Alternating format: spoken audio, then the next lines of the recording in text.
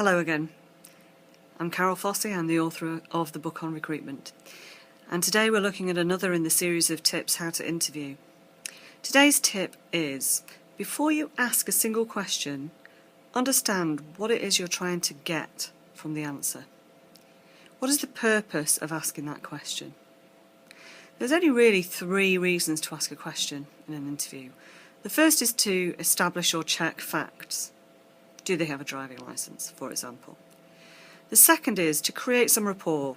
So you may see on their CV that they do taekwondo, and you could ask what belt they've reached or what level they've reached.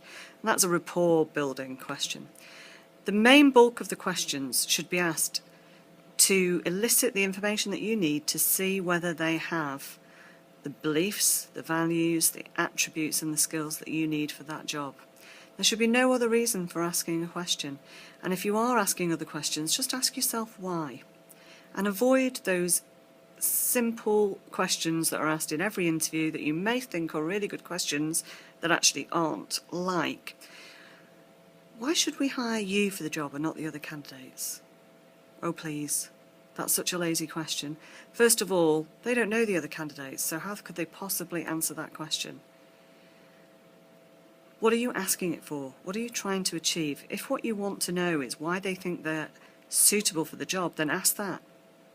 So a better question would be, you've read the job spec. In what way do you think that you match our requirements? And please don't ask, what are your strengths and weaknesses? That question is on every website, in every informational product, in every book that's ever been written about interviewing. That question's there. Any savvy candidate will have read up on interviews before going for an interview and will have a set answer already for that sort of question. And also, what's the purpose of asking the question? Let's go back to that. It needs to relate to you finding out whether they've got the skills, attributes, values and beliefs for your job.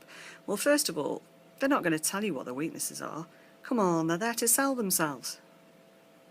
Secondly, even if they tell you what their greatest strength is, that might not be anything that you're interested in. So you might be hiring a salesperson and you want to know if they're really driven and motivated, but they think that their biggest quality is kindness. So they give you an example of kindness as their biggest strength. Well, whoop-de-doo. You don't need to know about that. A much better question to ask would be, tell me about the last time you had a really tough deadline to meet. That sort of question will elicit whether they have drive or motivation. So, tip for today, before you ask a question, think about the reason and what you are trying to get out of the answer before you ask it.